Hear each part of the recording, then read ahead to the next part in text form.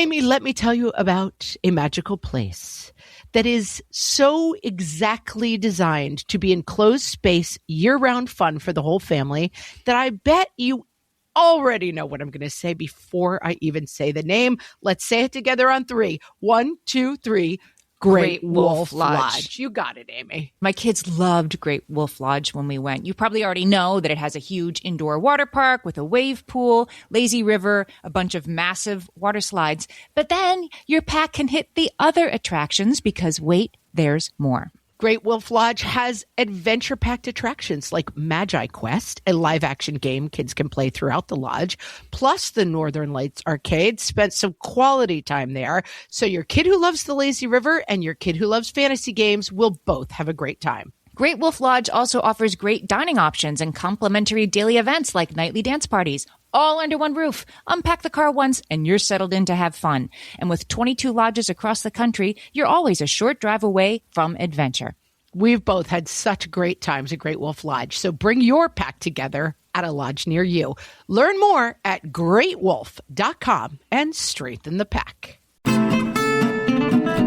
Welcome to Ask Amy from What Fresh Hell, laughing in the face of motherhood, solving your parenting dilemmas one question at a time. This week, I pulled a question from our Facebook group. You can always join our Facebook group at facebook.com/groups/whatfreshhellcast.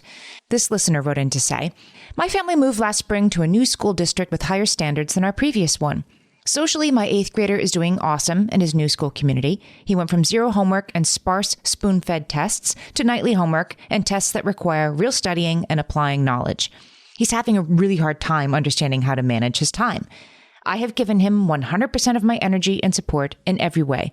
Tutors, structured study time in areas, help with planning assignments, structured downtime, allowing him control. So I know he has all the tools and support to be successful.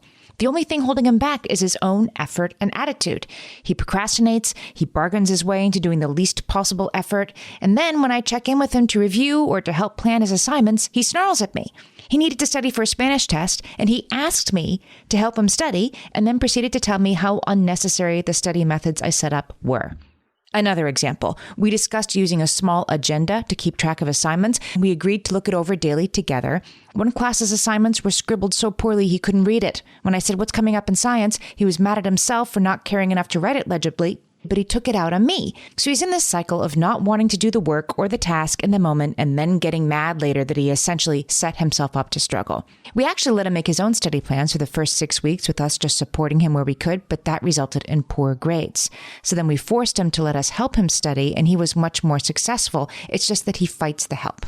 So it seems like I have 2 options. A, say, fine, go ahead, do it your own way, which will result in consequences I fear he is not mature enough to think about. Or B, I keep taking the abuse and fighting him, knowing it's the only way he will stay on track, but it's definitely not the healthiest means to an end. It's a long question, and I wanted to read the whole thing because I so deeply identify with so much of what this listener is saying, as I think many of us do. Our kids need our help with something frustrating, and then they also take out their frustration on us. I have been there. It is really hard. It's important to keep top of mind that your kid does need your help, clearly, and he actually needs your help with 2 things: the tasks, the homework itself, and the anxiety and overwhelm that he feels about the tasks, about his inability to get started.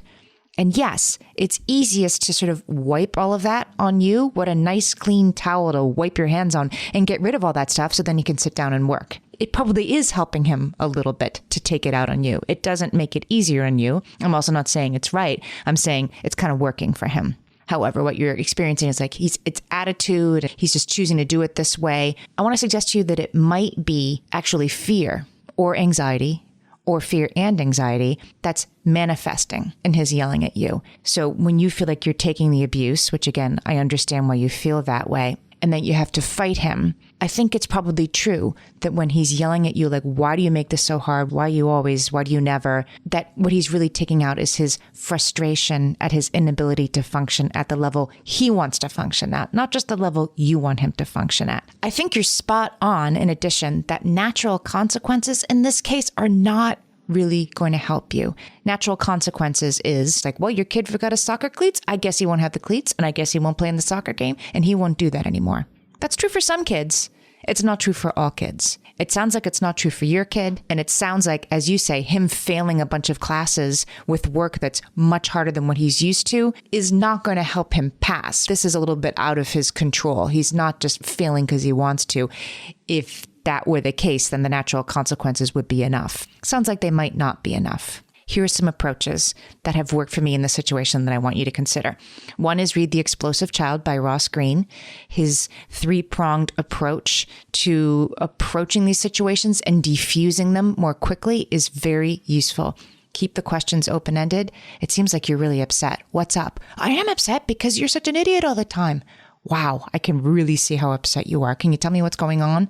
Keep the questions open-ended. Keep the questions turned back towards the work. Another thing that can be useful is a third party, if it's a possibility, financially, time-wise, everything else. This listener says in her post that it seems insane to pay somebody else to say the same exact things that you're going to say, that it's hundreds of dollars, that it's time. There is a possibility, I'm going to tell you, that your child can hear the same messages more from another party.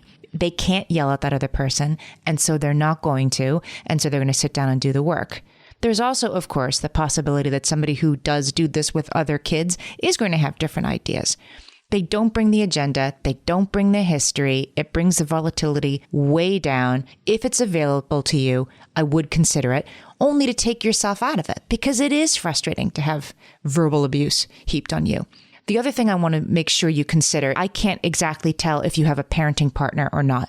If you do have a parenting partner, definitely make sure that you are not taking this all on yourself. It can easily turn into, can you believe mom is like this? And then your partner comes to you like, God, why do you guys fight all the time? And it's because you're taking on all of this stuff, this fire hose of frustration that your kid has. It's easy to have it all directed at one parent or the other, and then triangulation occurs. So if that's happening in your house, ask for the help you need. Get your parenting partner to set aside some times when they're around to help with things. Make an appointment with the kid. I want you also to consider the concept of executive function. If one believes, as I usually do, that kids do well if they can, then your kid is not struggling right now to frustrate you or to prove a point, but because he's struggling either with anxiety or with fear or with executive function or with some combination of the three.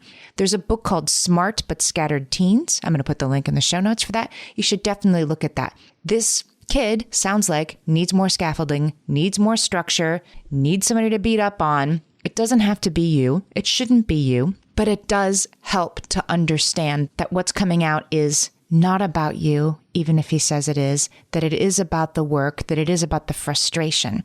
And if you can make your number one goal a peaceful home, then it helps one, be a little non-responsive, speaking from experience, and then the number two goal, that he doesn't fail, that he gets the support he needs. I just want to finish by saying I totally understand, listener, how frustrating this is. It isn't fair. It is more than a mom should have to take on. And so many of us have done it, and we wish you luck. Send us your questions, and we might answer yours next. Email us questions@whatfreshhellpodcast.com. Thanks for listening.